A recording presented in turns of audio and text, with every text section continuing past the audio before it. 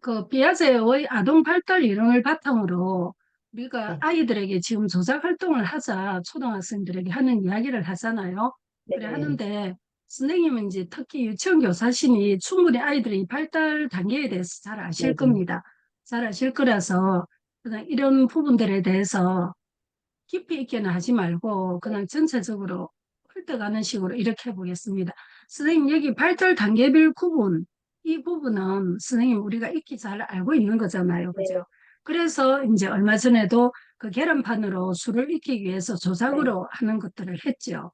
그래서 여기 보면 감각운동기, 전조작기, 구체적 조작기, 형식적 조작기 되어 있는데 우리 지금 초등학생들 나이가 어떻습니까? 딱 여기 구체적 조작기 나이죠. 네, 0세에서 2세까지는 특별히 막 이렇게 어떤 조작이라든지 지식적인, 인지적인 부분보다는 그냥 아이들을 감각을 깨워가는, 그래서 그 감각을 이용해서 뭔가를 아이들이 활동을 할 수 있도록 하는 것에 대해서 이제 네. 초점이 맞추어 있다면, 이제 어떻습니까? 이 전조작기라는 2세에서 7세에 대한 전조작기는, 선생님이 생각하시는 전조작기에 대해서 한번 이야기해 보시겠습니까? 전조작기 애들은 일단 자기중심적으로 생각하고, 그리고 애들이, 갑자기 떠오르지가 않는데. 화면 보시고 얘기하셔도 되는데 제가 아, 보아라고 펼쳐놨는데 네네네네. 네, 아, 네, 물알론적 사고와 보존 개념이 아직 형성되어 있지 않은 거? 네. 네, 예, 그래서 아이들은 어떤 상자가 예를 들어서 쉽게 말하면 네, 상자가 있다면 그 상자 속에 보이는 부분만 생각하지 안에 들어있는 네, 것을 미처 생각하기 어려운 이런 단계의 아이들이잖아요. 예를 네네네. 들어서 공이 5개 있었는데 내가 눈에 보일 때는 5개 있었는데 이 통 안에 쏙 들어가 버리면 이게 5개 있을 때는 괜찮은데 5개를 넣고 조금 있다 2개를 더 넣었어요. 그럴 때는 7개라는 것에 대해서 막 아이들이 헷갈리는 시기 어, 이런 시기가 5개, 2개를 놓고 볼 때는 얘가 5개, 2개인데 얘들을 한꺼번에 통에 딱 담으면 이 5개, 2개와 각각 있는 5개, 2개와 통에 2개를, 5개, 2개를 한꺼번에 담았을 때 이 7개와 같다는 의미를 아이들은 좀 이해하기 어려운 시기가 이 시기죠. 네네네.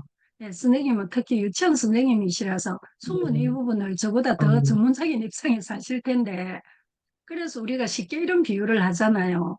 왜 이제 막 특히 음식을 이렇게 음식에 대한 욕심이 많은 아이들 있죠. 그런 네네. 아이들을 이제 예를 들어서 본다면 여기 국그릇이 있고 밥그릇이 있어요. 네. 국그릇과 밥그릇이 있는데 얘들을 각각 낳았을 때 하고 그다음에 얘 둘을 아이가 보는 데서 딱 말아버려가지고 한꺼번에 말은 거하고 이렇게 두 가지를 놓고 보면 어떤 거 먹을래 하면 걔들은 음식에 욕심이 많은 아이들은 어떤 걸 먹습니까? 따로 있는 거, 2개 있는 거. 2개 돼 있는 거요. 네. 그런데 저는 제가 그 공부할 때 어떤 네. 논문을 봤을 때 그렇게 안 나와 있고 어떻게 되어 있느냐 하면 국과 밥이 따로 있는 거는 작아 보이잖아요. 그렇다 아, 보니 국에다 밥을 말면 이게 우선 눈으로 보일 때 양이 네네네. 많아 보이죠. 네네. 그래서 이걸 선택을 한다고 아, 하더라고요. 그런 사고를 하는 시기가 이제 어, 이 전조작기여서 네. 그러니까 초등학생들은 형식적인 것을 이해를 못하지만 이때 네. 시기의 아이들은 형식적보다 더 아주 초보적인 이런 것들을 네. 이해하기 어려워하는 특징이 2세에서 6세라고 음, 하네요. 자, 그래서 어떻습니까? 우리가 수를 가르칠 때도 이제 눈으로 보여주면서 이 계란판에 넣어가지고 했잖아요. 이제 음, 그런 특징이 있는 시기가 이때고, 그 다음 우리한테 제일 관심이 많은 나이가 이 시기죠. 어떻습니까? 네. 구체적 조작기라고. 선생님이 그 아이들, 선생님은 이 초등학생들을 대상으로는 수업을 많이 안 하지만, 네. 그래도 선생님이 생각하시는 이제 아이도 초등학생이고, 네네. 그러니 이 구체적 조작기에 대한 특징은 어떤 게 있는 것 같습니까? 일단 보존 개념이 획득되어서 아이들이 양에 대한 개념도 알고, 그런데 단지 논리적인 사고가 아직 조금 부족하고요. 눈에 보이는 구체적인 조작물을 통해서 이렇게 하는 사고를 주를 이루는 걸로 알고 있습니다. 예. 예. 그 초등학생들에게 우리가 특히 도형 같은 거 공부할 때, 도형 측정 부분 공부할 때, 어떤 이렇게 막 용어를 가지고 아이들에게 기억을 하게 하면 얘를 처음에 충분히 개념 공부를 했다 하더라도 그냥 그걸 암기적으로 이해를 할 뿐이지 개념을 쏙쏙들이 이해를 하고 그리고 그 전체를 이해하기는 어려운 시기가 네네. 바로 이게 아닙니까? 그래서 지난번에 선생님 도형 측정할 때도 하셨겠지만 뭐 사각형의 넓이나 마름모의 넓이 이런 것들을 이제 직접 이렇게 물건으로 자르고 붙이고 해서 왜 얘를 한 대각선 곱하기 한 대각선으로 어, 해서 거기에다 나누기 일을 하는지 그런 개념들을 배워봤잖아요. 네네. 그래서 눈으로 직접 보면서 아이들이 공부를 하기 때문에 아, 이게 이렇게 되는구나. 그렇게 이해를 시켜야지 이 아이들이 기본 개념적인 걸 이해를 잘 한다는 거죠. 그래서 이 시기에 초등학생들의 시기는 우리가 이제 좀 전에 선생님이 그책 가지고 17 더하기 18이었습니까? 네네. 가지고 아이하고 더하기 하니 아이가 막 네. 어려워하는데 이제 네네네. 9천 가지고 22에서 여기 앞에 있는 이와 뒤에 있는 이의 차이점을 눈으로 딱 보여주니 네네네. 아이가 이해를 잘한다고 했죠. 그럼 네. 이제 그건 1학년이니까 그렇게 하지만 이제 학년에 올라갈수록 5학년, 음, 6학년이 되면 그것보다 더 이제 그 우리 그 초등 과정에서 유리수까지 배우고 엄의 성수는 아니지만 양의 네. 성수인 유리수 파트를 배우고 중학생으로 올라가는데 이때 시기에 그런 수 부분도 이제 마찬가지죠. 특히 분수부터는 수가 어떠냐면 곱하기부터 이제 이게 나옵니다. 오늘 할 네. 우리 곱하기를 할 텐데 곱하기부터 일종의 이제 어떻습니까? 기호 아닙니까? 네네. 그냥 예를 들어서 3 더하기 2다. 그러면 3과 2를 구체적으로 눈으로 딱 이렇게 세 개와 두 개를 보여줄 수가 있죠. 그죠? 네. 그런데 3 곱하기 2는 이걸 눈으로 구체물을 보여줄 수가 없는 거예요. 그래서 아, 가지고 충분히 공부를 해서 3 곱하기 2라는 수가 그3 곱하기 2라는 기호 안에 어떤 네네. 양이 있는지 그걸 묶음으로 충분히 하고 음, 난 다음 그리고 곱하기에 들어가면 아이들이 곱하기의 기본 개념을 잘 이해를 하고 그 네. 다음에 구단을 외워도 이 구구단의 어, 원리를 한 상태에서 외우는 네. 거죠. 그래서 초등학교 시기엔 이런 구체적 조작기의 특징을 그냥 한마디로 딱 이야기하면 보이지 않는 부분에 대해서 이해를 어려워한다. 그리고 음, 형식이나 기호라는 건 어떻습니까? 우리가 그걸 보이지 않는 거를 딱 뭐 글자 몇 마디로 기호 하나 두 개로 예를 들면 네. 곱하기 같은 것도 마찬가지로 이 곱하기라는 기호가 어떤가요? 이렇게 나타내놓고 얘는 여기 있는 앞에 수의 뒤에 있는 수만큼 배로 해라. 이런 의미가 그 곱하기라는 기호 속에 들어있잖아요. 그죠? 네네. 그러는데 이런 것들을 아이들이 이제 계산하는 거 보면 어떠냐면 그냥 기계적으로 계산을 합니다. 책에 있는 음, 문제는 너무나 이걸 기계적으로 잘 풀어내는데 여기에 대해서 설명을 해봐라 하면 이 곱하기에 대한 개념을 정확히 설명을 하는 아이들이 그렇게 많지 않다는 말. 음, 그래서 이제 이 구체적 조작계의 특징에 맞게 우리가 아이들을 공부를 한다면 어떻습니까? 훨씬 더 아이들이 스트레스 덜 받고 좀 음, 재미있게 그리고 그 기본 개념을 충분히 습득을 하면서 학습할 수 있는 이런 수업을 할 수 있겠죠. 그래서 이제 이런 특징에 맞게 우리가 공부를 초등학교 수학은 이렇게 가르쳐야 됩니다. 이렇게 하다가, 그 다음에 이제 11세에서 16세 이 나이로 보면 우리나라 나이로 봤을 때 한 초등학교 5, 네. 6학년에서 중학생, 이때가 이제 이 시기이겠죠. 이때는 네. 어떻습니까? 여기 나와 있는 그대로 논리적 사고의식이지. 왜 이렇습니까? 선생님, 이게 왜 이래요? 하고 이제 뭔가 이렇게 음, 질문 가능한 이제 이런 우리의 뇌가 그렇게 발달이 되어 가는 거죠. 그리고 상징적인 것에 대해서 추론이 가능하죠. 우리가 수학 공부를 계속 해보면 가장 많이 발달하는 부분이 저는 제가 생각하기에 추론이나 예측력이 있죠.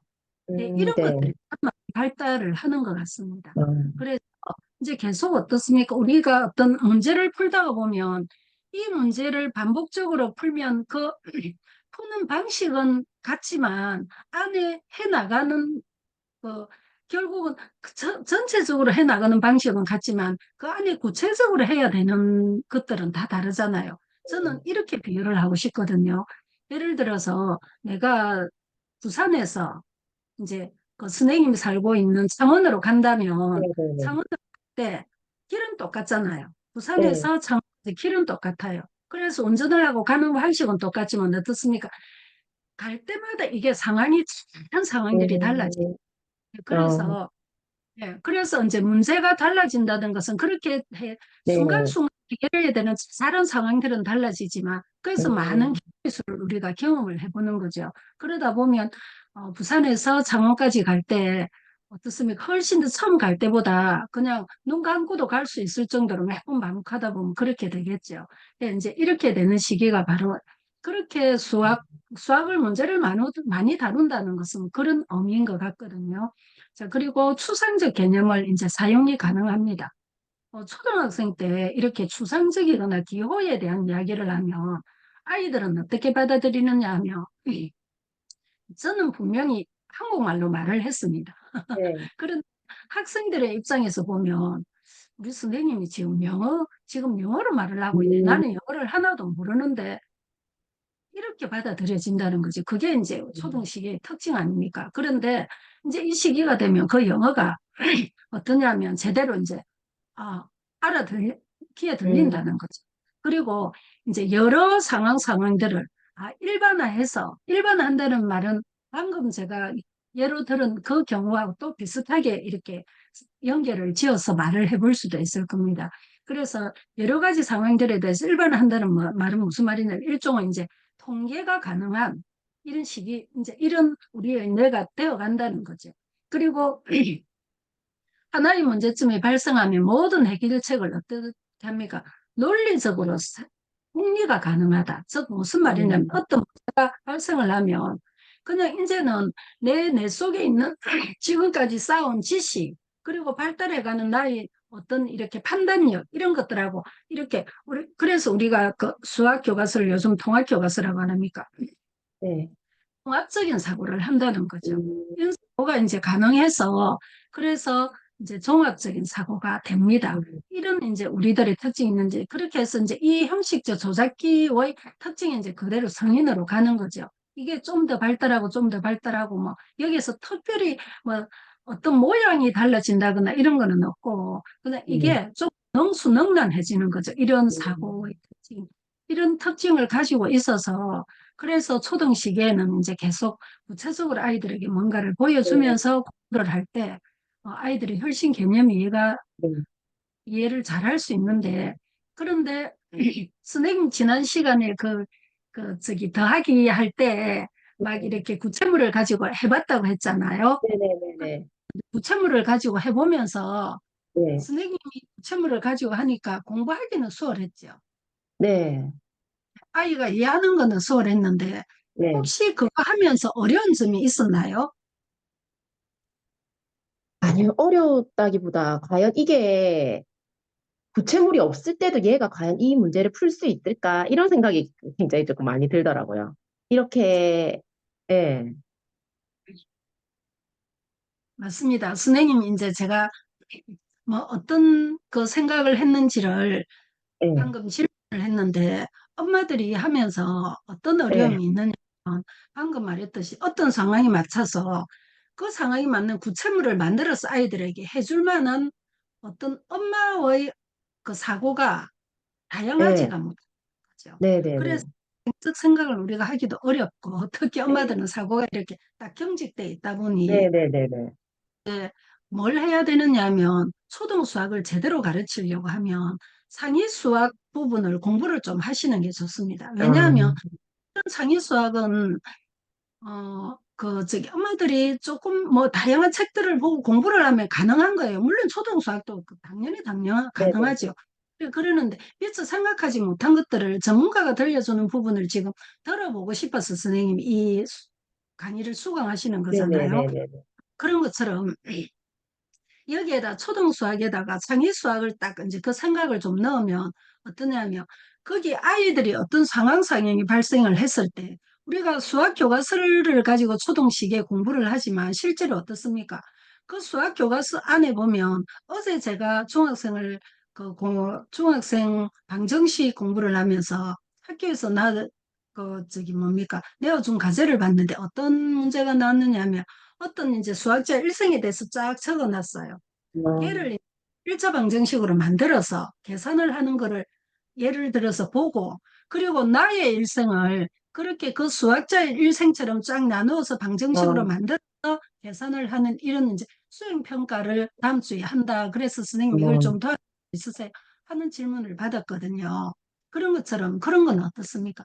공부를 그냥 우리가 수학이라고 하면 수학 교과서에 음, 푸는 거 말고 이런 걸 우리는 이제 다른 말로 서술형 내지는 수강식이라 네네네.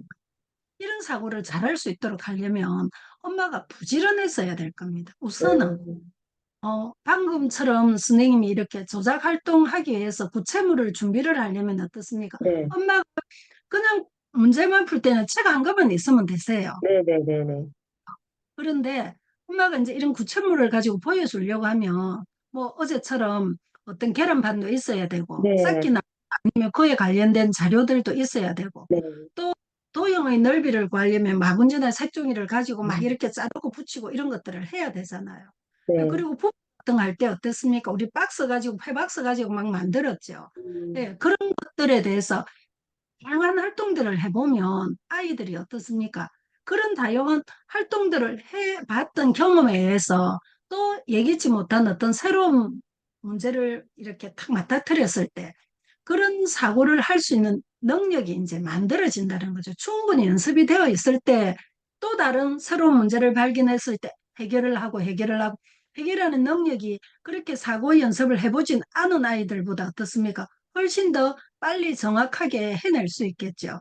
그래서 아이들에게는 어떤 이런 창의적 사고를 할 수 있는 것들을 음, 우선은 좀 공부를 해서 그렇게 방향을 제시를 해줄 수 있으면 참 좋겠다는 생각을 하죠. 그 초등 시기에는 이제 엄마가 이렇게 구체적으로 조작을 활동을 하려면 우선은 엄마든 교사든 부지런했어야 됩니다. 음, 맞아요. 부지런해지지 않으면 이런 네, 구체물을 준비하려면 어떻습니까? 막 이렇게 뭐 제가 수업할 때 항상 비싼 교구를 사용하는 거 아니잖아요. 네네네. 막 이렇게 어떤 경우에 제가 수업할 때 그런 이야기를 들어본 적이 있거든요. 선생님 교구가 요즘 너무 비싸던데요. 이런 아, 이야기를 하는 어머님들 계세요. 그거 아니죠. 우리는 그렇게 비싼 교구를 하는 수업을 하는 게 아니고 그냥 초등 수학은 말 그대로 생활 수학이라고 하잖아요. 생활 속에 네, 날 수 있는 모든 일들을 이 수학 교과서에 담아놓은 게 초등 수학이기 때문에 이 생활 속에서 다 그런 교구들을 구할 수 있습니다. 뭐 병뚜껑을 모은다든지 이렇게 해서 그런 것들이 칠교도 문방구에 가서 아니면 좋은 칠교를 살 게 아니고 그냥 네, 폐박스 가지고 이렇게 잘라가지고 칠교를 만드는 거죠. 음, 칠교의 원리 위해서. 그렇게 되면 어떻습니까? 선생님도 해보셨겠지만 그 칠교가 어떻게 구성되어 있는지 얘 이름이 왜 칠교이며 얘들의 크기가 어떻게 구성되는지 한번 음, 만들고 나니까 훨씬 더 쉬웠죠. 음, 네. 그러면서 아이들이 도형에 대해서 또 음, 의미를 배워가고 이렇게 되는 거니까 이제 제가 선생님한테 오늘의 우리 삐아제의 아동발달 이론을 공부를 하면서 이제 선생님 같은 경우는 좀 더 이런 아이들의 발달 상태에 대해서 잘 알기 때문에 제가 그냥 덤성덤성 큰 이야기만 하고 넘어갑니다. 네네. 근데 이제 마지막으로 딱 정리하면서 교사든 엄마든 아이의 네. 어떤 시기에 맞는 조작 활동을 하기 위해서는 우선 부지런했어야 된다. 아, 네. 계산에 안 하고 이런 교구들을 준비하려면 막상 이제 그 영역마다 필요에 따라서 선생님 그 교구 준비하려면 어떻습니까? 엄마가 만들어야 되고 뭐 어디서 네. 주워 되고 막 모아야 되고 이렇잖아요. 네. 그래서 이런 조작 활동을 아이들이 조작 활동을 그 개념 이해를 할 때 이렇게 조작 활동을 해서 이해를 하는 게 훨씬 도움이 된다는 음, 이해를 하셨으면 그 다음에는 이제 엄마가 해야 되는 일은 좀 부지런하게 이렇게 네. 조작을 해서 아이들하고 이제 수학 공부를 할 수 있도록 하면 네. 훨씬 더 도움이 되겠죠. 네, 그래서 선생님 오늘은 우리가 그 피아제 아동 발달 이론에 대해서 네. 우선 한번 그 조작을 하기 전에 이야기를 그 살펴봤는데 그걸 하고 나니 선생님 아이에 대해서 또 새롭게 좀 생각되는 부분들이 혹시 있으신가요? 제가 수학 제가, 공부 때 예, 네. 임용 준비를 하면서 이거를 정말 달달달달 다 외웠었거든요. 그게 예, 2014년도였는데 이런 걸 한 배워도요. 우리 아이한테 딱 적용을 하려고 하면 적용이 안 되더라고요. 그런데 이제 이거를 지금 수학을 하면서 딱 느낀 게, 아, 내가 우리 아이를 너무 과대평가했구나. 우리 아이가 지금 구체적 조작기라는 걸 나는 까먹고 있었구나. 우리 아이를 형식적 조작기 아이로 다루고 있었던 거예요. 기호를 당연히 알 거라고 생각하고, 당연히 외웠을 거라 생각하고, 왜 2 더하기 3 눈에 안 보여서 모르는 것에 대해서 받아들여지지가 않더라고요.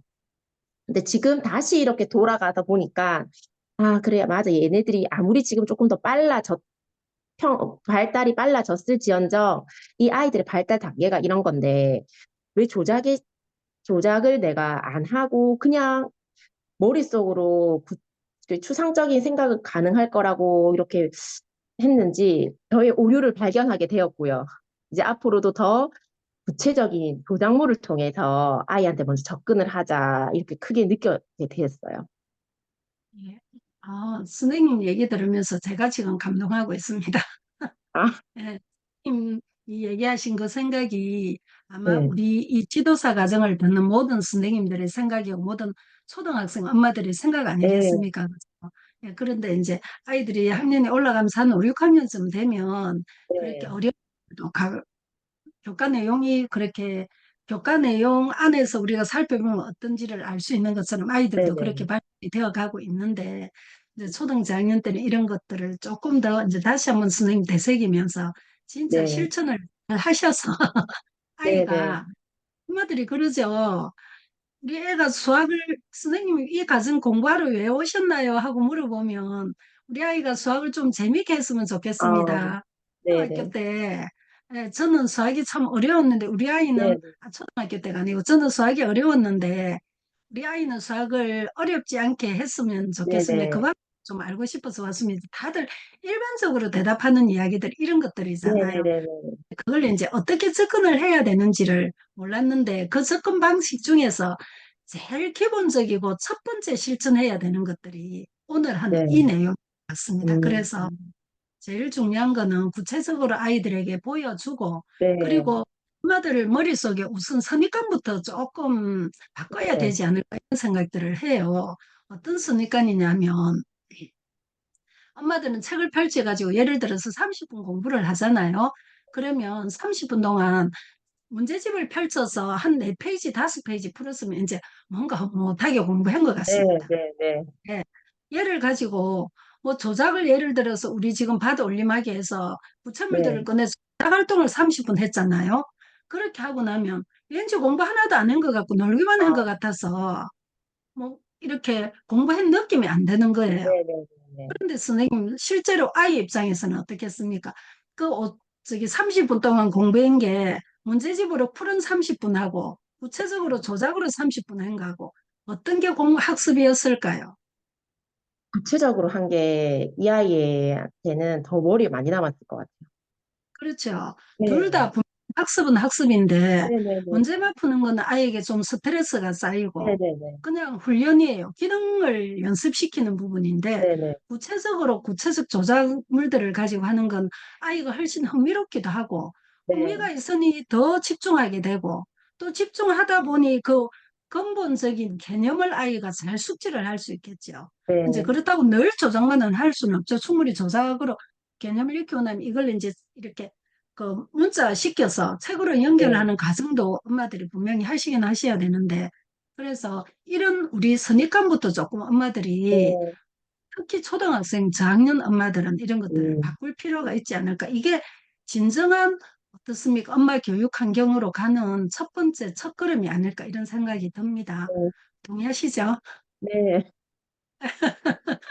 예, 오늘부터 이제 조금 우리가 좀 번거롭고 귀찮더라도 너무 문제집에 의지하지 말고 네, 아이들에게 이런 조작 활동의 중요성을 조금 엄마들이 인지해서 그렇게 필요할 때는 충분히 하고 그렇게 네, 충분히 이야기를 하고 나면 아이들이 수학에 대해서 스트레스를 받는 거는 이해를 못하는데 이걸 끙끙대고 풀어야 되니 이 음, 책에 있는 문자가 문자로만 보이지 네, 문자에 들어있는 이 의미가 내가 모르니까 스트레스를 받게 되겠죠. 예, 그러다 보면 자꾸 감정 대립이 안 되겠습니까? 네, 그래서 아이들이 이해할 수 있는 좋은 이제 방법을 이렇게 제시를 해서 음, 엄마하고 아이하고 선생님하고 아이하고 스트레스 받지 않고 수학을 할 수 네, 있도록 응원해 드립니다. 자, 오늘 이제 삐아제의 아동 발달에 대해서는 여기까지 네. 하겠습니다.